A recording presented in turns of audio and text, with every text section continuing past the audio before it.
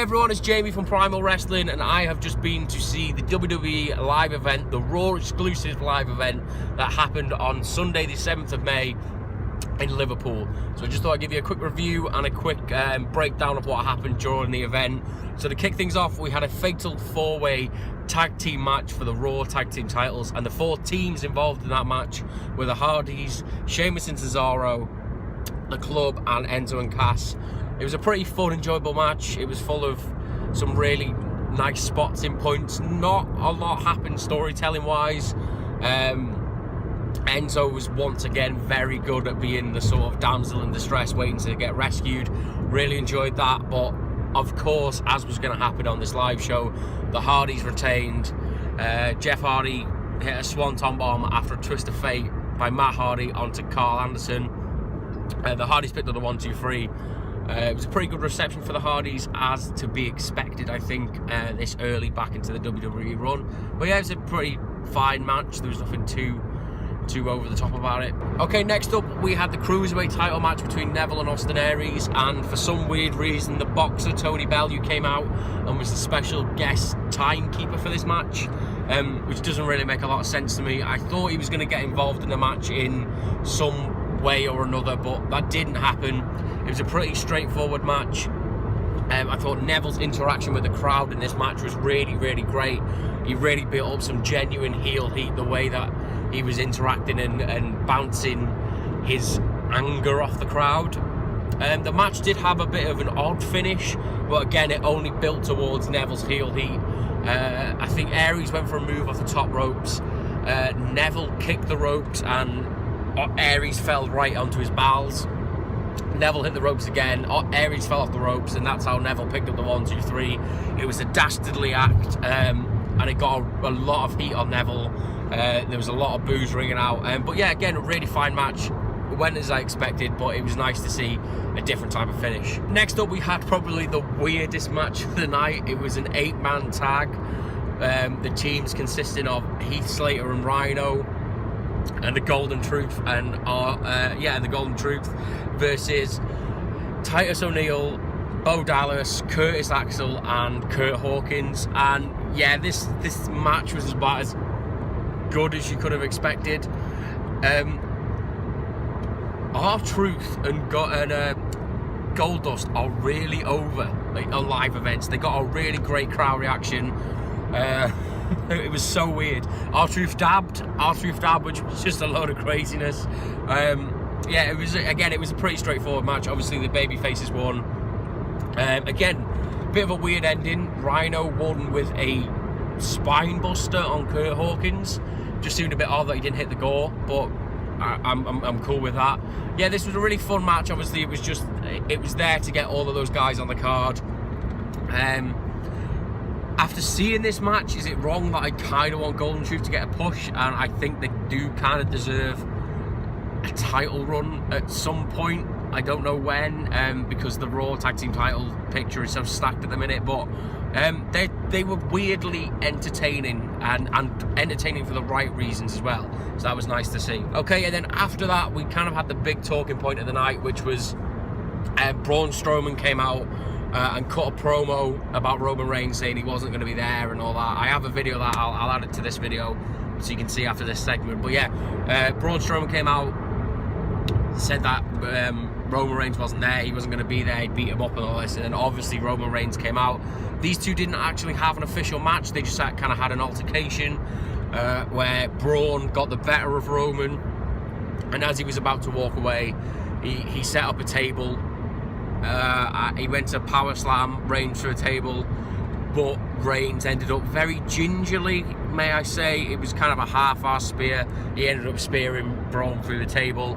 And on Roman Reigns, it was a very weird reaction for him tonight. He got a few boos, but I think there was a lot of Reigns support there tonight. It was very, very heavily a pro Reigns crowd, which is odd to see in this current climate in WWE. So yeah, I suppose that's a talking point from that little segment. Last Sunday at WWE Payback, I destroyed Roman Reigns.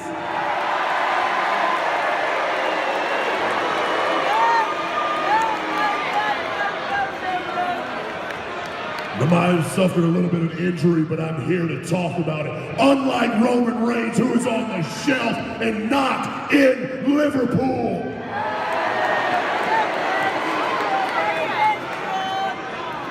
And it doesn't matter who steps in this ring with me, if it's Roman Reigns, Brock Lesnar, any other man in the back. The results will be the same. Everyone will fall. Now give me a referee down here right now. Get John Kane!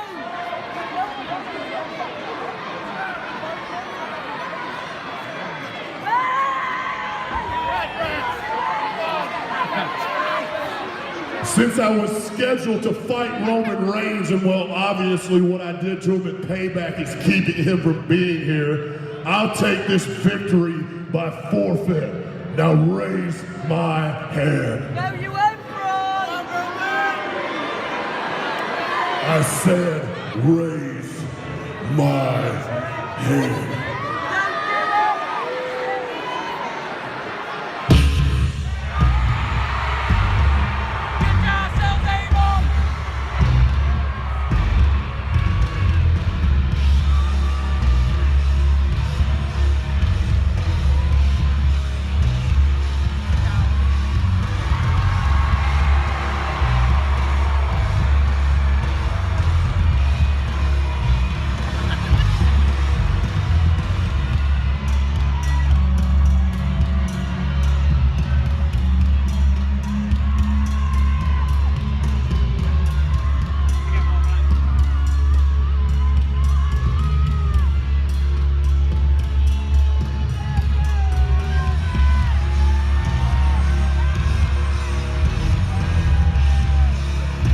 After that we had the break, and then we come back from the intermission, and we had probably my match of the night, which was a 6-woman tag match. So we had Sasha Banks, Bayley and Mickie James versus Alexa Bliss, Nia Jax and Emma.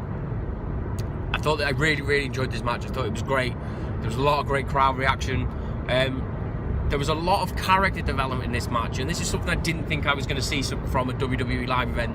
There was a lot of character development in this, and there was a lot of stories being told within the match, and I think there is a real legs in the Mickie James Nia Jax feud, and I hope to see that sort of grow in the next couple of weeks on Raw, because I really enjoyed it.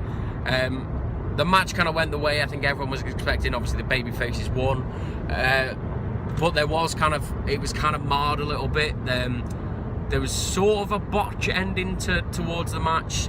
Sasha hit the double knees on Emma, and then all the kids started counting with the ref, and they counted 3 but the ref counted 2. So everyone thought that they'd already won, and they hadn't. So there was a little bit of an awkward, little bit of back and forth. I thought that the wrestlers handled it pretty well. And then Sasha did go back and pin Emma for the 1, 2, 3. Now it looked like Emma got injured in this match as well. I don't know how legitimate this was, but the medics were on hand pretty quick to help her out. She got helped out of the ring. It looked like she was holding her right shoulder when she walked past us. So I don't know how legitimate that was, but it seemed pretty real, because, as I said, the ending to the match kind of looked a little bit botched and a little bit rushed. But yeah, it was a really fun match, and I think Sasha Banks got the best crowd reaction out of the baby faces. I think they were behind her more than they were Bayley. Take from that what you will. Then we had the sub main event of the night, which was my bae, the greatest wrestler, the greatest character, shall I say, in WWE at the moment, and that is The Miz. He was absolutely on fire tonight. He had the crowd reacting exactly how he wanted them to react. He had them in the palm of their hands. Like, they spent a full, I would say, a good 10 minutes just booing him out of the ring, basically, when he was trying to say, I'm The Miz and I'm awesome. It was really, really great, and my love for The Miz has grown so much tonight.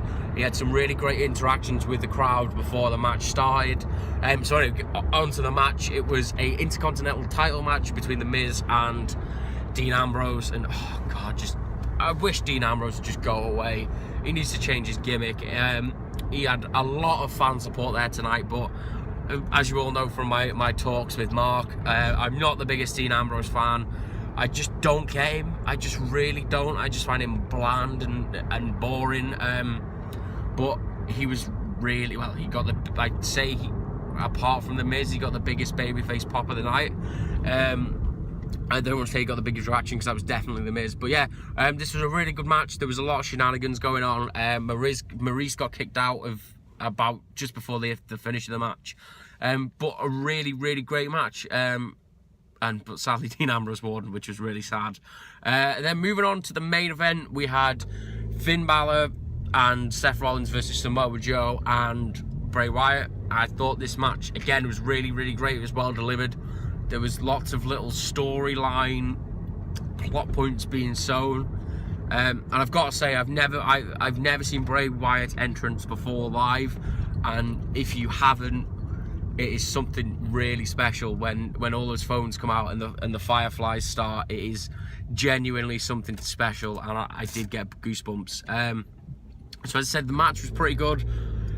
Obviously Seth Rollins and Finn Balor won. Seth Rollins hit Samoa Joe with his new finisher, which I'm not sure what they're calling it yet. I think it's called the Kingslayer. It's like the knee to the face. It looked pretty brutal.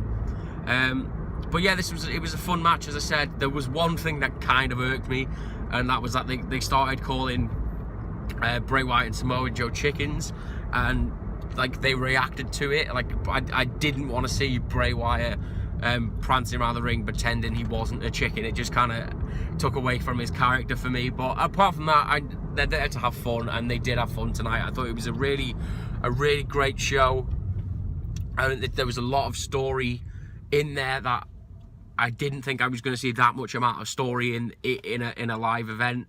But it was good. But I do have kind of a problem with this, and it's something that WWE can't fix, I don't think. But the shine was kind of taken off the apple for me, because this show was very, very I don't want to say it was kid orientated, but there was a lot of kids there, and I get it, do you know what I mean? I know, but it was just kind of felt like there wasn't a lot, apart from the Miz and Ambrose match, there wasn't a lot of fan interaction, there wasn't a lot of fan engagement. It was only from people that I think truly enjoy. I don't want to sound like a snob when I say this, but I think there was very few people there that truly enjoy wrestling tonight, because there was the kids who were obviously there just to see their heroes like Roman Reigns and, you know, Seth Rollins, Dean Ambrose, all those kind of guys, and they want to cheer for them, and they do want to boo the bad guys. But I just felt bad for a few matches on the card, because they kind of got lost. And again, I think that's down to the fact that there was a lot of kids there who, if they didn't really know the wrestlers, they weren't really into it, and obviously their parents were with them, so the parents were there just to keep the kids happy, so they really weren't asked about being there, and it did feel like that in places. And a few of the matches did suffer because of that. But again, you know, as I said, I get it. I get the fact that it's a very kid-orientated PG product, but it just kind of felt like it did hurt the live event a little bit tonight. But not to take away from that, I really, really enjoyed it. There was a lot of great wrestling. It was pretty straightforward, the results, as I said, but I really enjoyed it. Yeah, great wrestling. I rambled a little bit here. So if you were at the live event, let me know what you thought about it. I know Mark's going to SmackDown on Tuesday, so he'll probably have one of these as well. But yeah, if you were at the event, let me know what you thought. Did you have the same feelings as me? Yeah, let me know down in the comments below. I've been Jamie from Primal Wrestling. I will see you in the very next video. And until then, Mark out, I suppose. That's what Mark says. Can I really say that? Jamie out? There we go. Jamie out. Bye-bye.